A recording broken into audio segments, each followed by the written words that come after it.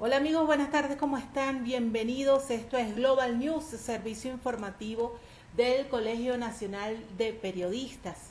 Esta ventana, como siempre repetimos, se abrió con la intención de vencer la censura que impera en Venezuela. Hoy estaremos conversando sobre un tema de mucho interés tanto para los periodistas como para toda Venezuela. Se trata de inicio de la detención, de la forma como fue detenido, ya 11 días se cumplen al día de hoy, el periodista Roland Carreño, además de otros tantos puntos relacionados a los derechos humanos. Para ello estaremos conversando con el doctor Zair Mundarain, es abogado, trabajó en el Ministerio Público por más de 15 años. De 2016 a 2018 fue director de actuación procesal del Ministerio Público y en la actualidad es consultor jurídico de la Embajada de Venezuela en Colombia. Con él muchos temas que tenemos pendiente abordar. Repetimos el caso del periodista Roland Carreño, las declaraciones que por cierto hoy volvió a hablar la alcaldesa de Bogotá, haciendo referencia a la situación de los venezolanos en Colombia, la criminalización o la estigmatización de los venezolanos en Colombia. También estaremos abordando, bueno, ayer el pronunciamiento que hizo la Corte Penal Internacional respecto a Venezuela. Muchos otros temas estaremos bien pendientes y vamos a introducir la entrevista con nuestro invitado en el día de hoy. Estamos ya esperando la conexión con el doctor Mundarain. Aquí está. Muy buenas tardes, doctor. ¿Cómo está? Le saluda Leti Vázquez en nombre del Colegio Nacional de Periodistas. Queremos agradecerle estos minutos que nos está cediendo en la tarde de hoy. No, Leti, por el contrario, gracias por la invitación y permitirme el espacio para poder hablar con nuestra gente. Así es, doctor. Hace 11 días, y esto lo comentaba desde el mismo minuto que me conecté, fue detenido el periodista Roland Carreño. Una detención arbitraria, vehículos sin ningún tipo de identificación, fue sometido a desaparición forzosa, así denunciaron. Durante 24 horas prácticamente no se supo nada de él hasta horas de la noche que lo llevan al Palacio de Justicia. Hoy está privado de libertad, le imputan delitos como conspiración, tráfico ilícito de armas de guerra y municiones, así como financiamiento del terrorismo. Su casa fue allanada sin testigos. Hubo una supuesta confesión que transmitió Jorge Rodríguez. También dio a conocer, develó una serie de conversaciones íntimas de esta persona, del detenido Roland Carreño. ¿Es esto a la luz de la ley? ¿Cómo entenderlo? ¿Cómo interpretarlo? Bueno, Leti, esto no es más que la continuidad de una política pública de tratar de aplastar al disidente, de acorralarlo, de tratar de aislar al gobierno legítimo y a la Asamblea Nacional como única institución con reconocimiento internacional y nacional por parte de las democracias del mundo y de la ciudadanía. Pero a la luz del derecho penal no es más que un exabrupto. Uno no puede comprender cómo se sigue una línea que además no tiene ninguna credibilidad. Ya hemos visto en el pasado casos exactamente igual, casos como el de Marrero, casos Gilbert Caro, ¿no? Gilbert Caro, John Boycochea y una cantidad de personas a las que el régimen le ha hecho exactamente lo mismo. Decir que hay una evidencia, armas, dinero, cualquier otra cosa, e inventar unos delitos y procurar, violentando todo el debido proceso, primero los desaparece. Y sobre eso, y hacía unas reflexiones en Twitter hace algunos días, de que la mayoría de las personas creen que la desaparición forzada cesa cuando es puesta a la persona a la orden de un tribunal.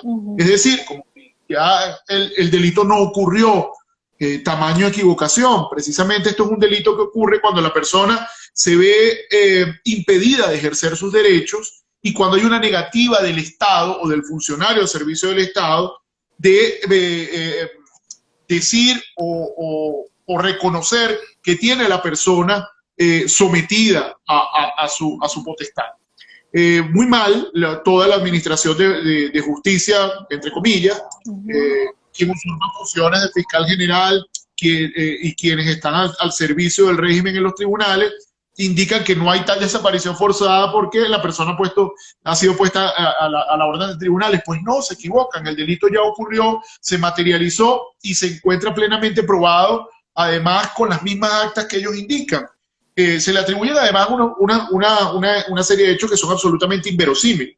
Uno es el delito de conspiración. Si constituye conspiración el querer un cambio político, entonces vas a tener que meter preso casi 30 millones de venezolanos, porque es precisamente una de las expresiones más elementales de la democracia es que haya alternabilidad en el poder y que haya la posibilidad de participar de manera libre y democrática en las decisiones políticas. Eso no se puede en Venezuela. Y eso precisamente es lo que ha expresado Roland Carreño. No es más que un activista político, ha venido acompañando al presidente y ha manifestado que quiere cambio como todos o la gran mayoría de los venezolanos. De modo que no hay duda de que no es así. El tema de tráfico de armas es absolutamente inverosímil. ¿Quién puede creer que Roland Carreño va a andar con un rifle R-15 por la calle y que va a ser detenido con un rifle, teniendo en sus manos un rifle, además sabiendo que todo opositor en Venezuela es objeto de seguimiento y de persecución permanente? Eso es absolutamente inverosímil. Y vale destacar además, que también lo decía yo en Twitter hace unos días, que ese modelo de rifle es precisamente el que utiliza el SEBIN. O sea, es el que tiene casi el monopolio de ese modelo de rifle de guerra en Venezuela. Entonces ni siquiera cuidan la forma. Es absolutamente inverosímil que el sujeto lo tenga y le colocan uno que es el mismo que utiliza el SEBIN. Y luego el financiamiento al terrorismo, ya sabíamos que lo que iban a hacer era tratar de sembrar un dinero y decirle que con eso iban a producir manifestaciones o algún tipo de desestabilización. Entonces eso se cae, digamos, no es más que la repetición de un esquema, como he venido diciendo, y tiene una connotación muy importante, que el día de ayer decía la fiscal ante la Corte Penal Internacional que se ha podido corroborar la existencia de crímenes de lesa humanidad en Venezuela.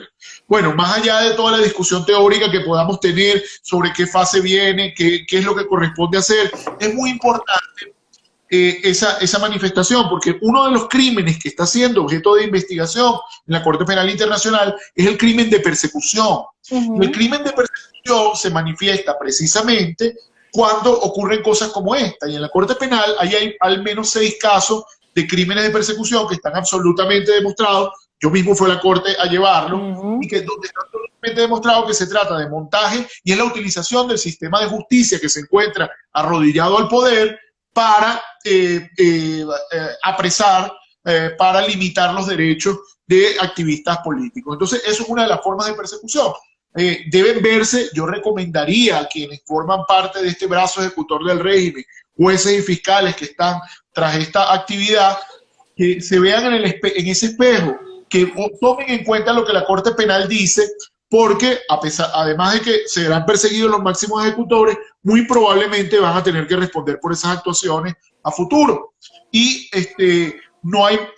respecto de ellos, la prueba es muy sencilla, porque cada una de las actuaciones que han ejecutado están firmadas, suscritas en actas y sustentadas por estos jueces y fiscales. De modo que el futuro no va a ser muy promisor para quienes sean sometidos a la justicia por ese tipo de crímenes.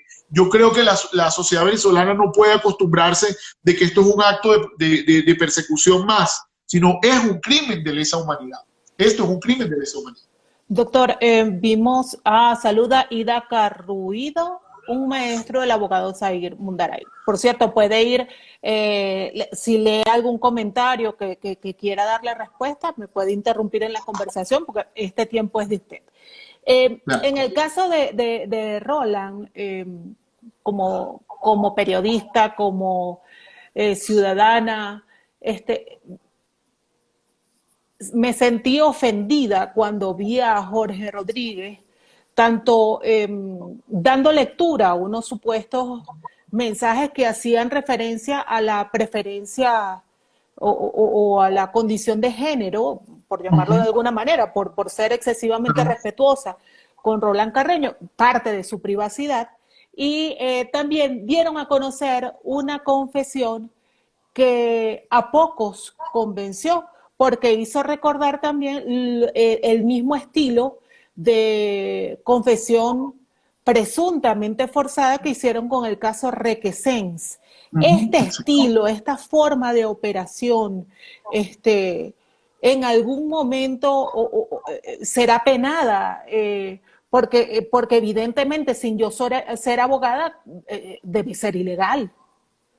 Sí, absolutamente. De hecho, uno de los cambios más importantes desde el punto de vista del paradigma penal se produce en el año 99 antes del chavismo, porque el Código Orgánico Procesal Penal es previo al chavismo.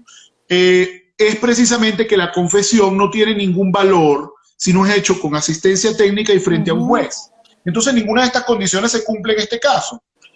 Además de que no puede haber ninguna confesión en un órgano policial, porque el órgano policial se entiende que hay una situación de coacción. El mismo 49.5 de la Constitución dice que la confesión no tiene valor si es la única forma que tenga valor es si es hecha sin coacción de ninguna naturaleza. Eso viene repitiendo toda la tradición constitucional venezolana, de modo que eso no tiene ningún valor. Pero el tema de haber revelado estos chats o supuestos chats, porque no se le puede dar valor de que efectivamente sean producto de su propia actividad de comunicación, forma parte de tratar de aniquilar además moralmente al enemigo. Porque recuérdense que bajo la lógica revolucionaria no hay contrincantes políticos, no hay contendores políticos, no hay, lo que hay son enemigos. Entonces esa visión de que el que piense distinto es enemigo tiene una particularidad, que es que valida cualquier maltratamiento, cualquier ofensa que incluso puede llegar a estos niveles, que es la revelación o el cuestionamiento por la libertad que tiene la persona de escoger cuál es su preferencia sexual, que además es bastante paradójico, porque el chavismo, la revolución, dice ser un movimiento amplio, un movimiento a favor de los derechos civiles, y es precisamente uno de los derechos civiles fundamentales el ejercicio libre de la preferencia sexual. Entonces, esto es más que una forma de estigmatización, y es además un mecanismo para tratar de aplastar, de destruir moralmente a esta persona que es contrario y que se le considera enemigo bajo la lógica esta de estas revoluciones autoritarias en las que se pretende no más que aplastar cualquier mecanismo de disidencia o cualquier forma de disidencia. Es muy grave, es doloroso que se haga. Todos los venezolanos yo creo que debemos alzar la voz, porque así como le pasó a Roland, le puede pasar a cualquier venezolano, y es justamente una de las formas más perversas que pueden ser utilizadas en contra de una persona.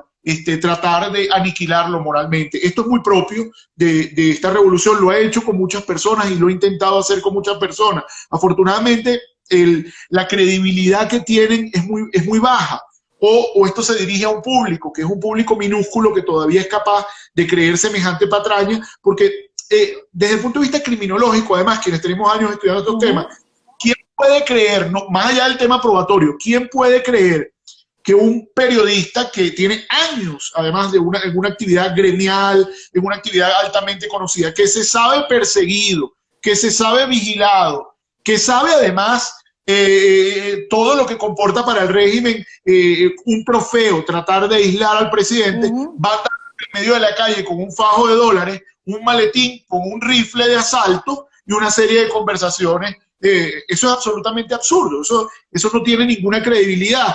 pero ese trabajo de demoledor permanente, además muy a la usanza de regímenes autoritarios de otro tipo, no lo dejan de hacer, y es tratar de acabar con el ser moral y reducirle esa capacidad que tiene de seguir resistiendo y de seguir luchando por la libertad. De eso se trata esencialmente, de demoler esa capacidad de la gente de reponerse y seguir luchando, como muchas personas lo han hecho.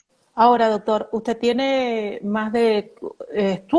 permaneció más de 15 años en el Ministerio Público, tiempo en el cual tuvo oportunidad de investigar, de determinar, de identificar procedimientos, de saber cómo operan, quién da la orden.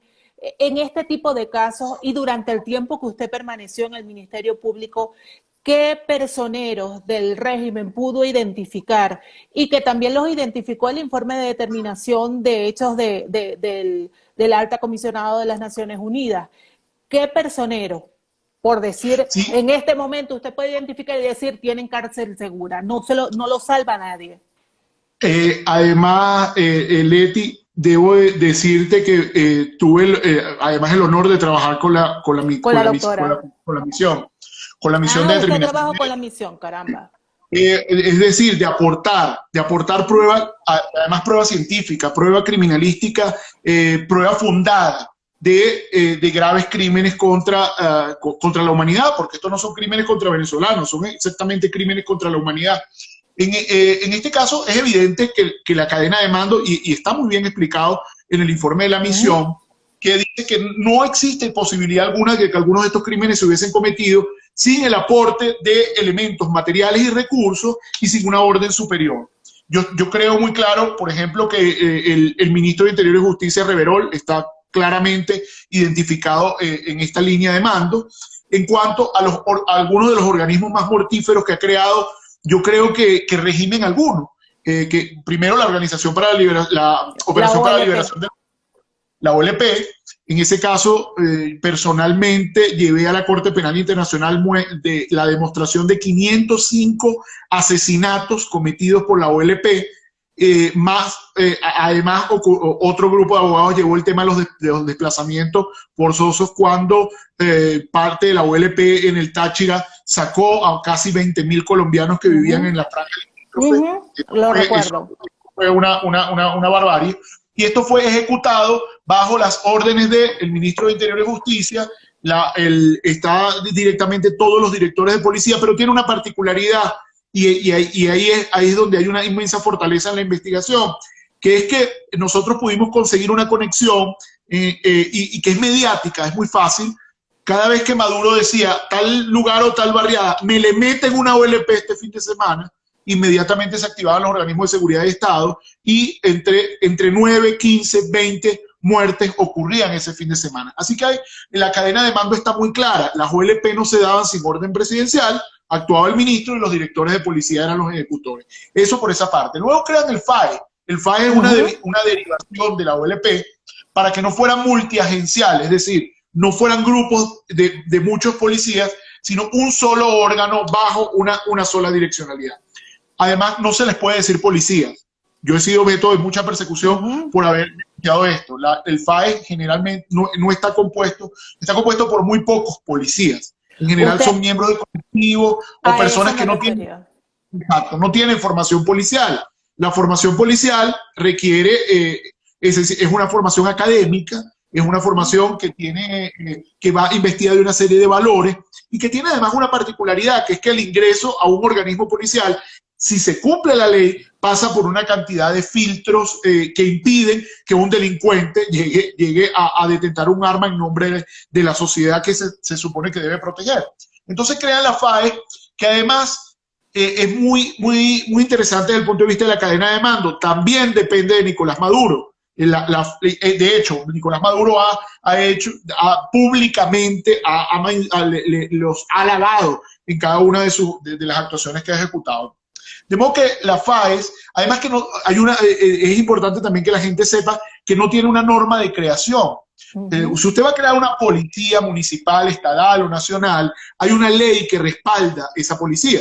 Existe la ley de la Policía Nacional, existe la ley del 6CPC. Y además los reglamentos de funcionamiento, ¿no? Todo, porque es principio de legalidad. Es decir, toda la administración pública está vinculada a una norma. El FAES usted no consigue la norma por ninguna parte, no existe. Está creada de facto, metida dentro de la Policía Nacional, pero resulta que es más grande y tiene más recursos que la Policía Nacional. O sea, un apéndice de la policía se hizo más grande que la misma policía. Y además, tiene otra particularidad, que le están dando una cantidad de funciones que son de seguridad de Estado, que son de reserva de la Fuerza Armada. Es increíble que la Fuerza Armada no reaccione frente a esto y no se percate que está siendo disuelta a favor de un grupo que no es militar, pero tampoco es policial, es parapolicial. Es un grupo de exterminio. Entonces, allí es obvio que quienes crearon la FAES y quienes responden por la FAES tienen todos los números, pero si queremos ver la cadena de mando, por lo menos lo que tiene que ver con la inteligencia, que es el SEBIN, culpable de tantas violaciones de los derechos fundamentales, va por la vicepresidencia. La cadena de mando depende orgánicamente del vicepresidente. Esto es un detallito que se les olvidó, y se les olvidó, les voy a decir por qué, porque cuando Chávez se enferma y el SEBIN dependía de la presidencia, para que se pudiera manejar a través de la vicepresidencia, cambiaron la adscripción, pero lo dejaron así. Ahora la vicepresidenta es responsable de las acciones del SEBIN desde hace mucho tiempo, desde la enfermedad de Chávez.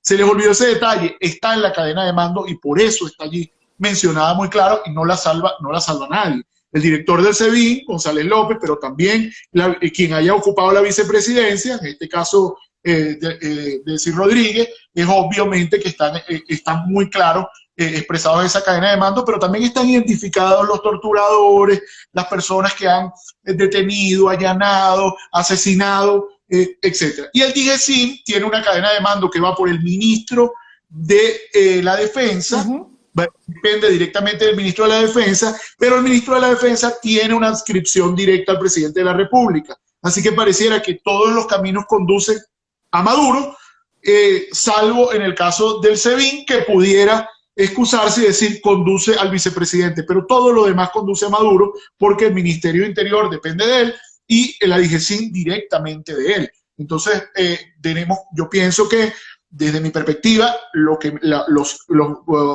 creo que son 46 funcionarios, pero altos funcionarios son 12 o 13 que están mencionados en el informe de la misión. Es muy difícil puedan verse bien librados porque los crímenes están muy bien documentados. Estos no son los crímenes cometidos hace 50, 60 años, donde el tema testimonial y esa búsqueda con lupa era muy complicada. Ahora hay mucha más tecnología, mucha más capacidad de investigación y hay unas posibilidades enormes de la acreditación de hechos, tal como lo hizo la misión en este caso. Ahora, doctor, esta semana, ayer, como bien usted mencionaba, la fiscal de la Corte Penal Internacional, la doctora Fatou Bensouda, determinó existen fundamentos razonables para creer que en Venezuela han ocurrido delitos de competencia en la Corte de La Haya. Al respecto, usted escribió en su Twitter, dice, no se cometieron, señora fiscal, se siguen cometiendo, se están cometiendo justo ahora. Respecto a esto, ¿qué quiso señalar? ¿Qué quiso decir? Sí, lo que ocurre en este caso es bueno, una crítica al mismo sistema de justicia internacional que es lo que yo planteo. Los tiempos de la justicia, sobre todo cuando se tratan de temas de derechos humanos o de crímenes de lesa humanidad, tienen una poca capacidad de respuesta para evitar los crímenes actuales. Entonces pareciera un despropósito que un ente con amplísimo poder de investigación y de juzgamiento dé una declaración de esta naturaleza, pero que además sepa que los hechos están ocurriendo y no haya ninguna acción que tome propositivamente para tratar de evitarlo. No es que los hechos ya ocurrieron porque ella quiere circunscribir un periodo que empezó en el 2017 hasta la actualidad, pero luego 2014 hasta la actualidad. No, es que los hechos están ocurriendo, las torturas se están dando en este momento en el DIGESIN, en el SEBIN. Continúan las detenciones. Continúan las detenciones. El caso de Roland es evidente. Usted está investigando el delito de persecución, ahí tiene otro caso de delito de persecución. Y eso sin pasar a analizar la posibilidad de que pueda haber un crimen de otra naturaleza, por ejemplo, un crimen de exterminio, de genocidio, como han planteado algunos, que la privación de alimentación o condiciones dignas de vida conduzcan a muertes. ¿Quién está cuantificando las muertes que se producen por falta de insumos en los hospitales, por falta de agua, por falta de transporte para llegar a un hospital porque no hay gasolina, etcétera? Eso también es una forma gravísima de violación masiva de derechos humanos, que pueden constituir crímenes. Fíjense que es muy importante la palabra crimen, y en eso quiero detener. El Estatuto de Roma de la Corte Penal Internacional no habla de delitos, habla de crímenes. Y crimen es como decir, dentro del espectro penal, lo más grave que un ser humano puede cometer. Por eso me parecía hasta risible hoy, si no fuera una tragedia diera risa, que Arreaza, quien funge como canciller, diga que hubo una extraordinaria reunión de trabajo entre quien funge o quien usurpa funciones de fiscal general y quien usurpa funciones de defensor del pueblo. ¿Qué de extraordinario puede tener que te digan en tu cara que se cometen crímenes de lesa humanidad y que tú tienes responsabilidad frente a eso? ¿Qué de extraordinario? Sí tiene mucho de extraordinario. Salvo que no te importe, como obviamente al régimen no le importa, le parece que es una maravilla una situación como esta, pero que más allá desde el punto de vista penal no te pueden decir. O sea, no hay un crimen peor que ese. No hay una forma de degradación del ser humano peor que el criminal de lesa humanidad, porque es que no es un crimen que ofende a un segmento poblacional, es a la humanidad misma quien has ofendido con tus acciones. De modo que está muy claro que no hay forma de que ellos volteen este episodio de ayer y que mediáticamente traten de darle alguna forma gananciosa para el régimen, porque les han dicho que se han cometido crímenes. ¿Quién podía pensar que en Venezuela alguna vez se pudiera decir que se cometían crímenes de lesa humanidad? Porque violaciones de derechos humanos hay en todos los países del mundo. No hay ningún país donde no se cometan violaciones de derechos humanos. Siempre un funcionario se excede en sus funciones y comete alguna violación de derechos humanos, o llega y restringe algún derecho a una persona, y eso puede constituir una violación de derechos humanos. Pero para que sea crimen de lesa humanidad, debe ser masivo y además sistemático, y debe venir desde el poder, no un funcionario de manera aislada. Es el ejercicio del poder cometiendo crímenes contra la gente. Estas son las características del crimen de lesa humanidad. Por eso es que es tan importante este tipo de declaraciones y que la Corte Penal siga adelantando, a pesar de los tiempos que no son las de nuestra tragedia. Nosotros quisiéramos que fuera mucho más efectivo. Claro, doctor. Precisamente hacía referencia a la presencia de Tarek William en ese encuentro en la Corte Penal Internacional, y fue durante este encuentro que la fiscal hace esta declaración. ¿Cómo interpreta esto? ¿Acaso el gobierno intentó o el régimen intentó frenar lo que le venía, sabía lo que le venían estos encuentros cuando hay organizaciones que están sometiendo a examen y a investigación a un país son rutinarios? Lo que es rutinario es que haya contactos entre las instituciones, pero yo te pido información y tú me la entregues, no que te reciba personalmente. Ojo, okay. Por eso, en mi perspectiva, yo no veo con buenos ojos que haya recibido personalmente a una persona que además, dos sujetos que están en la cadena de mando por omisión, es decir, por haber dejado de investigar los crímenes y por haber permitido que esto continúe y que se haya profundizado esta crisis de derechos humanos que hay en Venezuela. Además, hay innumerables víctimas que quisieran reunirse con la fiscal ante la Corte. Y las víctimas sí tienen un derecho legítimo, tienen un derecho conforme al Estatuto de Roma y las reglas de prueba, las reglas de procedimiento y prueba, tienen un derecho a ser escuchadas de manera directa. Han sido escuchadas hasta ahora de manera indirecta por las comisiones que han investigado y se encuentran allí. Pero llegará el día en que van a tener que ser escuchados de manera directa cuando estén sentados en el banquillo los criminales, esas víctimas van a tener que ser escuchadas. Lo que está tratando de hacer el régimen es muy claro desde el punto de vista de la litigación estratégica internacional.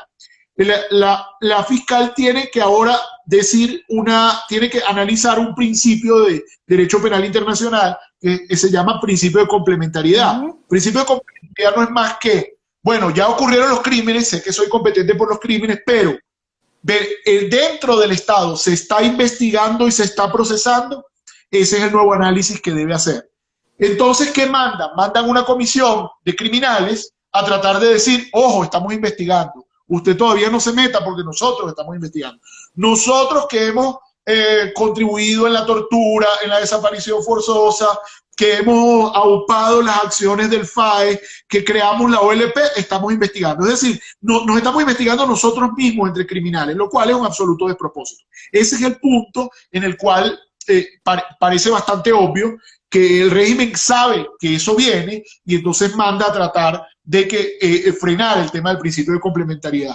Pero creo que además desde el punto de vista, y de eso sabes tú mucho más que yo, porque los temas son criminales, son de investigación criminal, la foto nos dice mucho, ¿no? La foto, ponte por allá en la esquina y ríete tú, porque de verdad yo no tengo nada de que reírme ni de nada de que sonreír frente a ti, porque mi investigación está diciendo que estoy al lado de un criminal de lesa humanidad, estoy al lado de una persona que ha cometido gravísimos crímenes. Esas personas deben tener debido proceso, serán escuchadas, etcétera, pero yo veo muy difícil sobre que la justicia no actúe.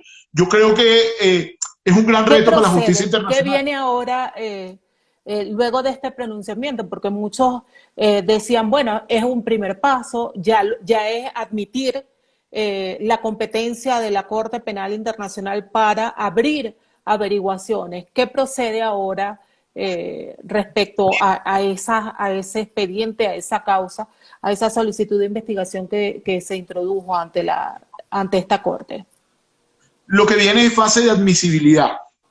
Para la fase de admisibilidad tiene que hacer una evaluación la fiscal de dos principios. Uno, el que te acabo de decir, que es el principio de complementariedad, y el segundo principio es la justicia.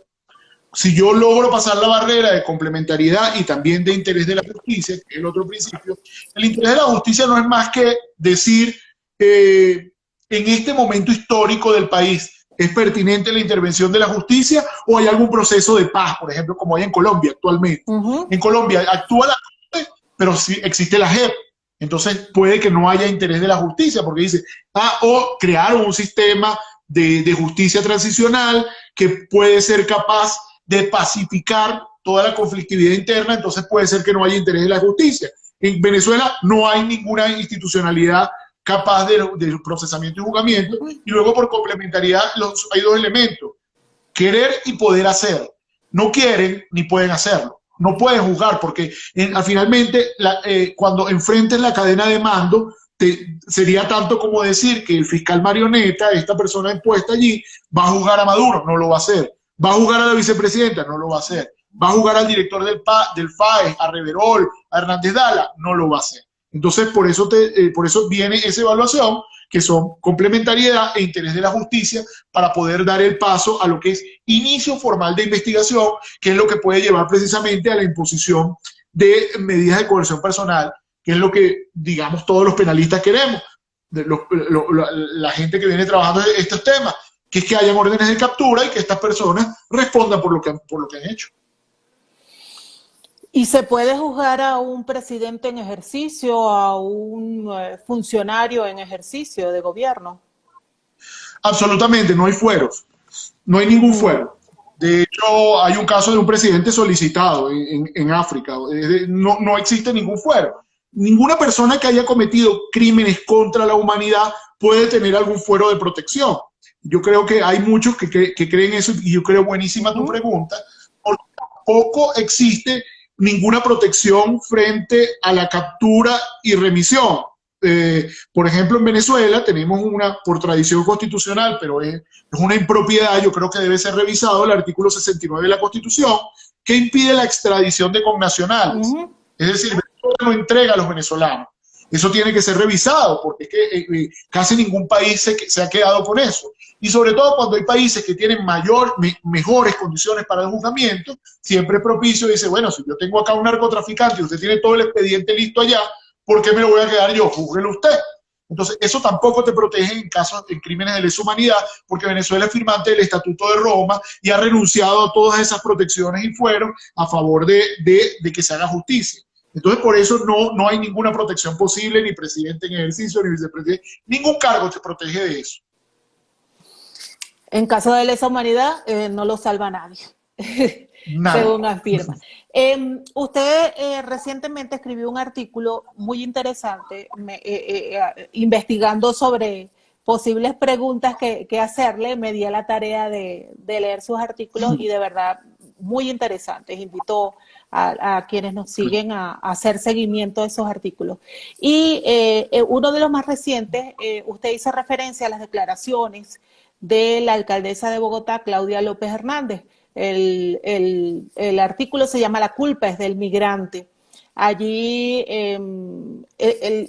rechazó esta acusación de la alcaldesa al decir, aunque ella no quería estigmatizar, aunque ella no quería insultar a los venezolanos, sin embargo lo hizo y recibió críticas. Hoy vuelve a hacer referencia, hoy los medios destacan otra declaración cuando dice que a las mafias colombianas les resulta más rentable reclutar a los venezolanos, y también hoy manifestó sentirse ofendida por todos los ataques que recibió.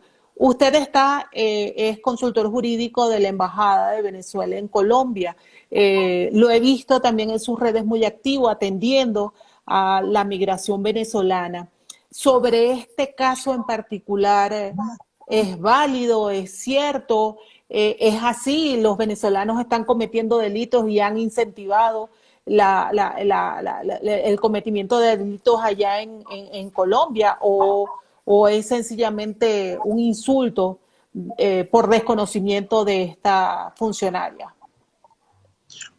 Fíjate, esto además es sumamente interesante que me lo pregunte.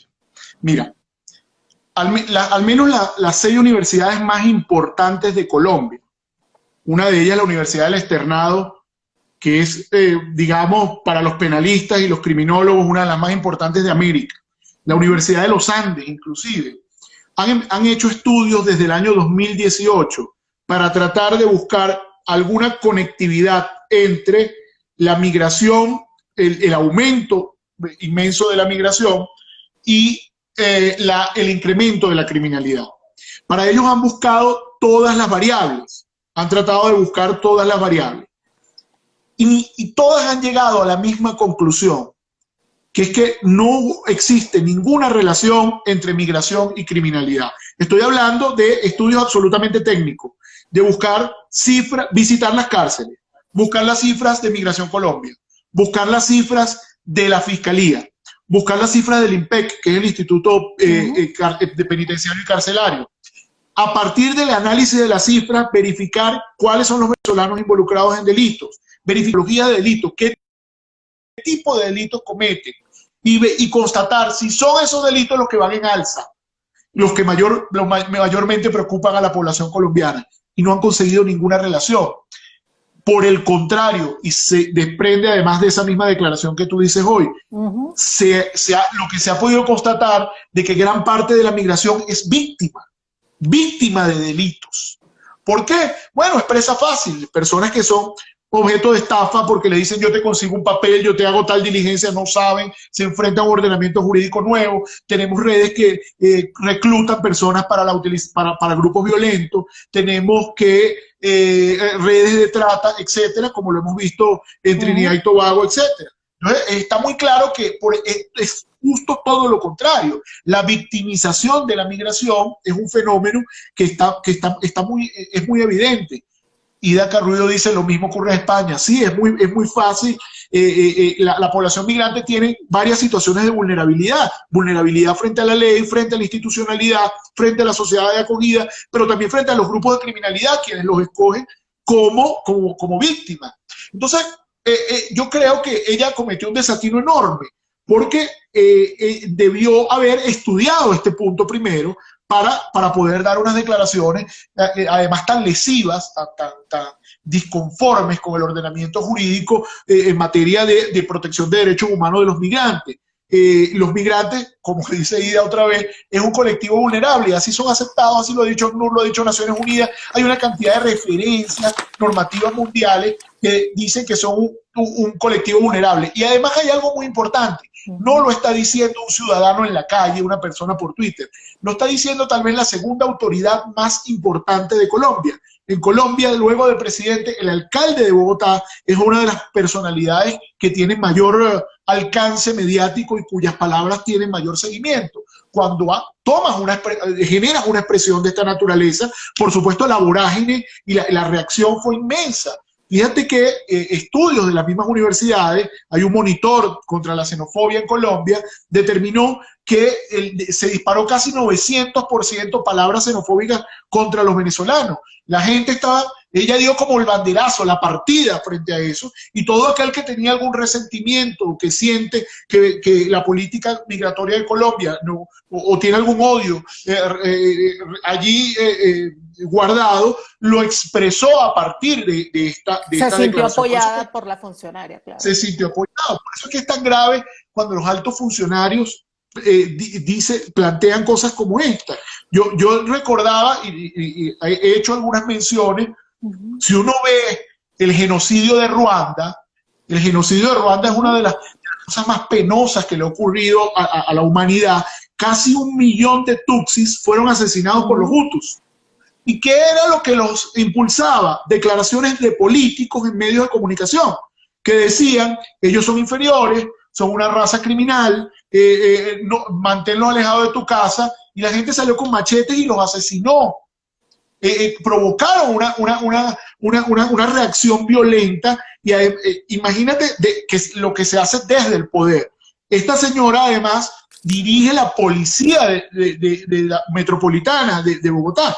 Es la policía más grande, una de las más grandes que existen en Colombia, de modo que si la reacción de los organismos bajo su cargo son reflejo de su declaración, podríamos empezar a ver una cantidad de acciones que vulneran o resten derechos de los migrantes, y además sin prueba alguna, porque al día siguiente o a los pocos días el mismo director de Migración Colombia dio cifras exactas, con mucha precisión, y que dicen que menos del 0.05% de la población venezolana está vinculada con crímenes violentos. Los crímenes, y además nosotros hemos hecho visita en cárcel desde la embajada. Eso le iba a preguntar, usted ha estado en La Picota y ha tomado y en la cárcel muestras. Ajá. ¿Qué le ha dicho? ¿Qué ha recibido? ¿Qué ha palpado? Más allá de los discursos, más allá de las manifestaciones, de las declaraciones, ese encuentro o esa visita que usted tuvo allí en ese centro penitenciario, ¿qué lectura dio? Porque pudo palpar directamente la realidad. Bueno, primeramente es muy doloroso como venezolano ver venezolanos presos en el extranjero. O sea, eres doblemente vulnerable.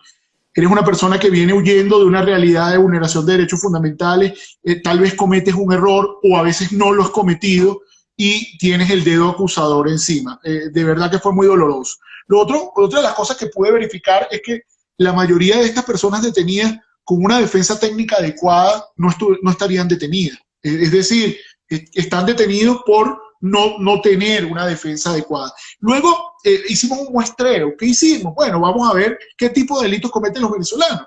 Los que están detenidos, no los venezolanos, los que están detenidos. Porque la población de venezolana en general poco se involucra con delitos, muy poco se involucra con delitos. Entonces los delitos eran un celular que le quitaron a una persona, entrar a un supermercado y guardarse unos objetos y llevárselos. Eran delitos como propios, no hay justificación frente al delito, pero muy vinculados con la crisis que están viviendo y con las carencias. Y muy pocos, en este muestreo de 100, solamente 3 estaban vinculados con delitos violentos, homicidio o secuestro. Habían 3 entre homicidio y secuestro. En ese muestreo nos dimos cuenta, oye, realmente para el bien de los venezolanos no están involucrados con hechos violentos, repudiables, muertes de niños, violaciones, ese tipo de cosas. Eso estaba absolutamente demostrado. Está demostrado con cifras. Hay un levantamiento que ha hecho Colombia que además se agradece, que ha sido muy inteligente su forma de llevar esto, y está allí. ¿Por qué no pidió las cifras la alcaldesa y por qué no hizo un análisis de las cifras? Las simples cifras le hubiesen dicho que somos 2 millones de venezolanos, casi 2 millones, y de 2 millones solo 11.000 han sido detenidos.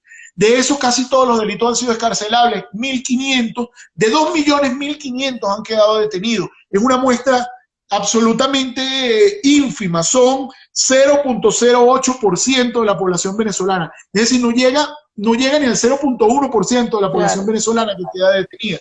Entonces, frente a una evidencia técnica tan grande, es un despropósito la acusación. Por eso, en mi artículo decía además algo que es muy propio de algunos discursos populistas. Cuando no sabes qué hacer frente a un problema, siempre es mejor culpabilizar al otro. Pero si además ese otro lo tengo al lado, es el diferente, es el que yo considero extraño, que puedo estigmatizar rápido, el extranjero. Es muy fácil, el extranjero es culpable. Fue lo mismo, exactamente lo mismo que hizo Maduro en agosto del 2015 con las OLP en el estado Táchira. Debe recordarlo todo el mundo. Claro. Colombianos y les dijo que eran criminales. ¿Con qué prueba dijo que eran criminales? Pero recuerden, la reacción de la población venezolana frente a eso, de la población, de la academia, de los políticos, fue repudiar lo que dijo Maduro. Eso fue altamente repudiado.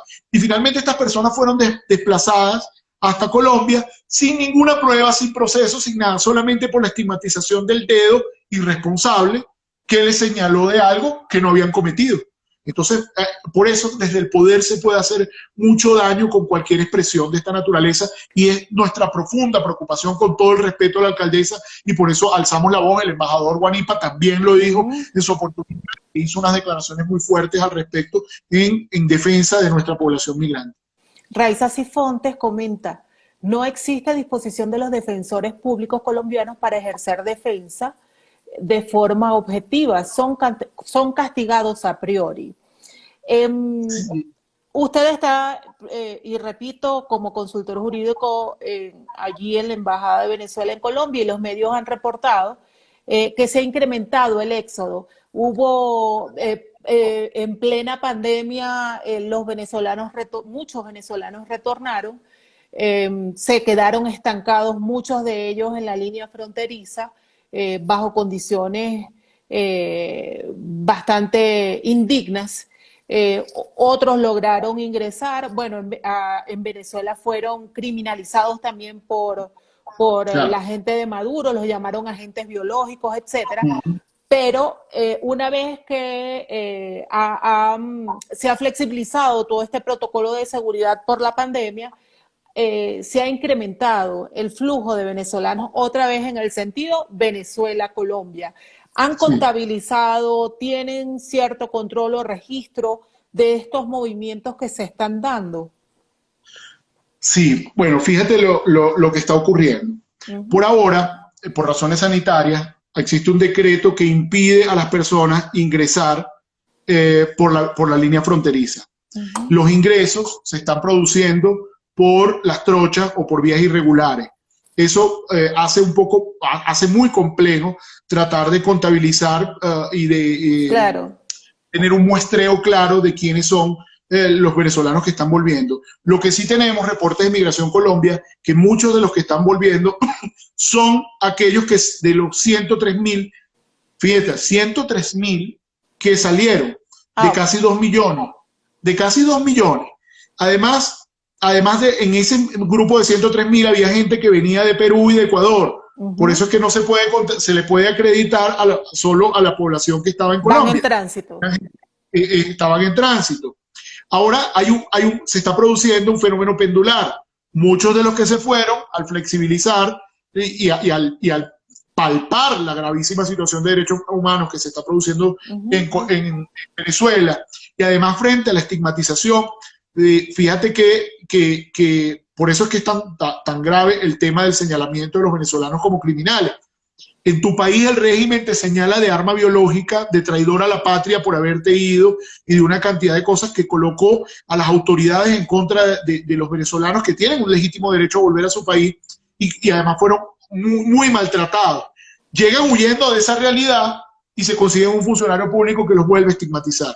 Ojo con eso, porque entonces existe precisamente un doble discurso capaz de seguir siendo vulnerador de los derechos.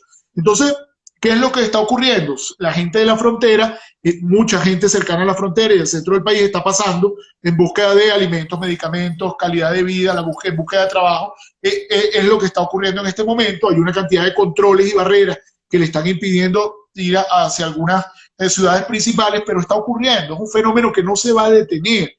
No hay forma que tú detengas el anhelo de una persona por alimentar a sus hijos, por ejemplo.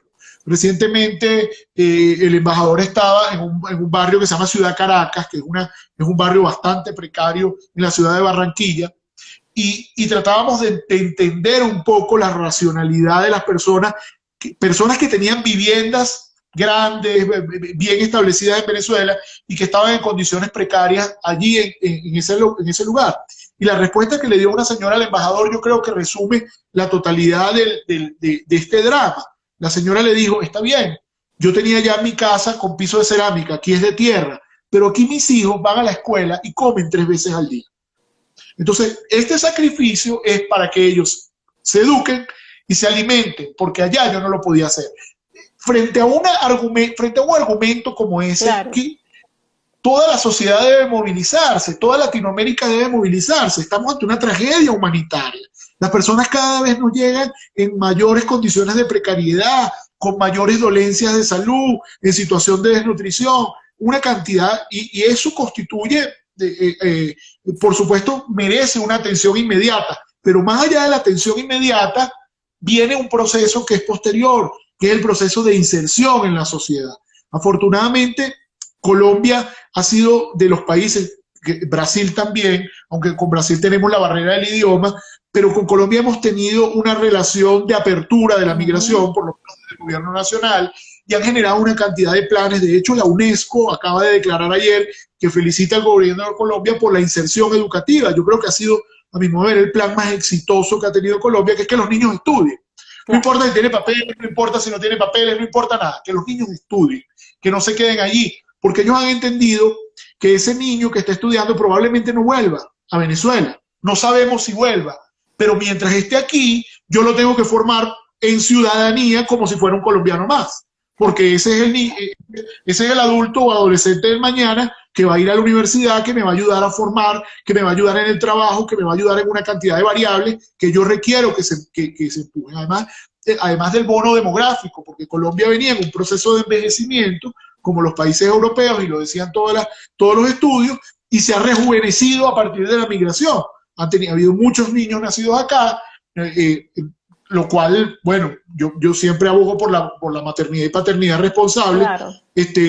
Han nacido muchos niños, pero también hay mucha gente joven que ha venido con muchas capacidades. Y eso es un refuerzo a la economía inmenso, al consumo, etc. Pero todavía hay mucho trabajo que hacer. Y hay que mantener discursos que permitan que las sociedades de acogida sean abiertos y eliminen las barreras. Afortunadamente los colombianos y los venezolanos somos tan parecidos y muchos de los que han llegado tienen otra particularidad, tienen ascendientes colombianos, tienen un tío, es impresionante, muchísimos venezolanos con que tú hablas o tienen un tío, tienen un primo, un abuelo o uno de sus padres es colombiano y entonces se produce, digamos, una acogida.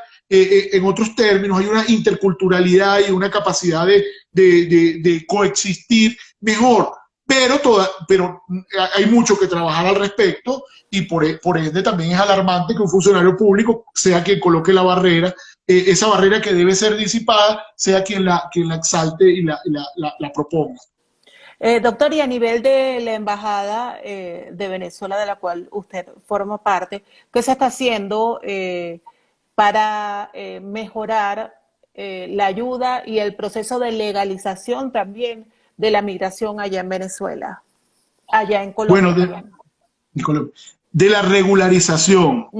Nosotros tenemos esa permanente, los seres humanos no somos legales o ilegales. Perdón, regularización, claro. Regularización. Sí, eso es bueno. Ustedes los comunicadores, que además todo el mundo los copia, los oye, que son tan influyentes, porque la mayoría de los venezolanos se sienten ilegales. Nosotros los atendemos en jornadas de atención al migrante. Por cierto, este domingo tenemos otra. Y ellos dicen, soy ilegal. Usted no es ilegal, siempre le decimos. Claro. está en una condición de irregularidad. Bueno, se ha ido avanzando y creo, no puedo anunciarlo, pero creo que va a haber unas soluciones un poco más sólidas que está diseñando el gobierno nacional. Por cierto, este lunes tenemos una reunión con un altísimo funcionario para venir trabajando con eso. El embajador tiene una agenda muy importante en ese sentido. La mayoría de los venezolanos se han abierto lo que se llaman permisos especial de permanencia, a cortes. Este año se abrió el permiso 2020. Claro, tiene una particularidad que ha arropado a los venezolanos que han ingresado sellando pasaporte. Tenemos un gran segmento poblacional que no tiene pasaporte y esa persona quedó fuera de este programa, pero esta persona puede ser incorporada a su regularidad por vía de un permiso especial de permanencia de fomento de la formalización. Es decir, si tiene trabajo, el Estado te regulariza, si tienes un trabajo formal. Y miles se han logrado por esa vía. Pero todavía tenemos que seguir fortaleciendo esos mecanismos y tenemos un trabajo interesante que se viene llevando con la Cancillería y con la Presidencia, que creo que puede llevar en poco tiempo buenas noticias a los venezolanos. No lo puedo anunciar, no lo puedo decir, tiene que ser el gobierno el que lo diga en un momento pero el trabajo es constante. Yo creo que una de las prédicas permanentes del embajador es regularidad, regularidad, regularidad. Regularidad de niños. Fíjense que Colombia fue el primer país en vencer el tema de la apatridia y fue parte del trabajo conjuntamente. Todos los hijos de venezolanos que nacen acá, usted solo va a la registraduría y tiene su partida de nacimiento como colombiano. Ese niño entra al sistema de salud como colombiano, entra al sistema educativo como colombiano y ya pasamos de los 60.000 niños que están en esas condiciones. No es poca cosa. Hay más de 300.000 niños en el sistema educativo que no pagan nada en el sistema educativo y que encima, bueno, ahorita por la pandemia, pero cuando no estaban en pandemia se les daba desayuno y se les daban algunas ventajas en el sistema educativo. Tenemos que agradecer mucho eso. ¿Faltan cosas por hacer? Obviamente, faltan mucho por hacer. Pero lo importante es que no hemos parado y lo hacemos todos los días. Ahora estamos haciendo las jornadas de atención los domingos, fíjense, porque hemos conseguido que los días de semana los venezolanos trabajan muchísimo y trabajan hasta los sábados, hasta altas horas de la noche. Entonces, ¿qué hemos dicho? Bueno, nosotros no importa, trabajaremos también los domingos y los domingos les atenderemos. Entonces, esta semana estamos llamando a los que vamos a atender el domingo, les estamos ayudando con cartas de soltería a los que se quieren casar, fe de vida a las que lo requieren y asesoría jurídica gratuita. En ese tipo de jornadas se atienden cientos de venezolanos. Quisiéramos hacer más y llegar más allá, pero somos poquitos, pero seguimos haciendo todos los esfuerzos posibles. Bueno, ya nos quedan pocos minutos y de verdad que tenía muchos temas interesantes que quería abordar con usted, el tema de sus investigaciones y sus precisiones que ha hecho sobre la actuación del FAES. Usted hablaba del doble tap y de la política de exterminio del gobierno. Quisiera que este tema, si me permite, lo abordáramos en otra oportunidad porque vale la pena informar y vale la pena ahondar sobre esta forma de actuación del gobierno que es sistemática. Usted refería también el caso de Oscar Pérez, la forma como ejecutaron a las víctimas del Junquito, y de verdad que me pareció sumamente fascinante. Doctor, antes de despedirnos, quisiera, porque nos preguntaron en el chat, dónde pueden ubicar sus artículos, dónde lo pueden leer y sus redes, por favor. Gracias, sí. Ahorita estoy publicando en un medio muy grande y muy crítico en Colombia que se llama La Silla Vacía. La Silla Vacía tiene una sección para Venezuela y allí estoy publicando. Estoy publicando también en La Gran Aldea, una vez a la semana o cada 2 semanas pueden ver los artículos en la Gran Aldea, www.lagranaldea.com o @lagranaldea en Twitter y en Instagram. Y en estos días voy a empezar a publicar en El Venezolano, en Colombia. Es un periódico de venezolanos y hay que apoyarlos y vamos a empezar a publicar en El Venezolano como el órgano de difusión que aglutine a la migración venezolana acá. Mis redes, @Mundaray Said es mi Twitter, igualmente el Instagram es por acá por donde me están viendo. Bueno, de más está decirle que las redes del Colegio Nacional de Periodistas están a su completa disposición, estamos a la orden y Muchísimas gracias. súper agradecidos de verdad con usted por este tiempo y esta orientación oportuna que nos ha dado y las instrucciones sobre legalización y regularización. Bien oportuna, de verdad. Me quedo con esa lección. No, no. Gracias por la invitación, de verdad, y muy, muy amable y a la orden. Cuando requieran lo que sea, aquí estamos en esta pelea, en esta lucha. Esto no, hasta que lo logremos, hasta que logremos tener un país mejor, hasta que logremos que se respeten los derechos humanos, hasta que logremos que se respete la civilidad, la ciudadanía, no podemos descansar hasta lograrlo. Doctor, ¿y se siguen sustanciando los expedientes ante la Corte Penal Internacional? ¿Se siguen investigando ante los organismos internacionales los crímenes de lesa humanidad que, como usted bien aclaró, se siguen cometiendo?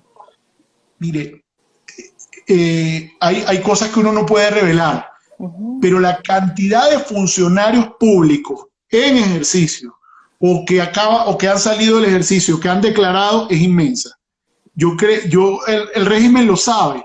Y hay otra particularidad, que es que si algo ha generado la diáspora y esta huida masiva de venezolanos, es que la gente al salir pierde el miedo y declara.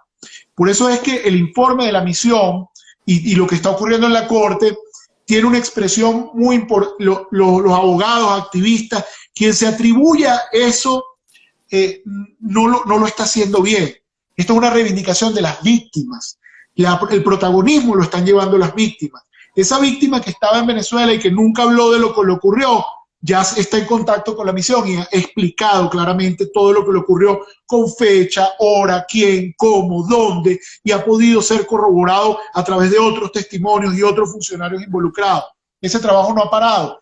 Fíjese que si no, el régimen no estaría tan interesado en reuniones como la que ocurrió ayer y además tan desafortunada. Tratar de mandar avanzadas porque saben lo que les viene. Eso se sigue documentando con muchísima fuerza y mi reconocimiento a universidades, la Universidad Católica, la Universidad de Mérida, Humberto Prado, Provea, no quiero mencionarlo, siempre se me va a escapar gente, pero claro, todo el mundo está trabajando en función, muchísimo, estamos trabajando en función de la acreditación de los crímenes. Y cada vez que falta un detalle, siempre hay alguien que dice, yo lo tengo. Falta tal cosa, yo lo tengo. Y lo hace llegar a donde debe llegar. Esto es muy grande, esto es una red muy grande. Muchísimas gracias nuevamente, doctor. Ok. Bien, luego. Ustedes le escucharon, el doctor Zair Mundaray, fiscal, en estos momentos consultor jurídico de la Embajada de Venezuela en Colombia, y nos ha cedido esta hora completa para compartir con ustedes cuál es la realidad de Venezuela en cuanto a los derechos humanos. Nuevamente, gracias, doctor. Y a ustedes, amigos, muchísimas gracias por haberse conectado. Y en minutos estará a disposición esta entrevista en el canal de YouTube del Colegio Nacional de Periodistas. Allí podrán nuevamente poder disfrutar. Si se perdieron parte de la entrevista, podrán hacer seguimiento completo a través de nuestro canal de YouTube y en el canal de Instagram. Muy buenas tardes. Hasta luego.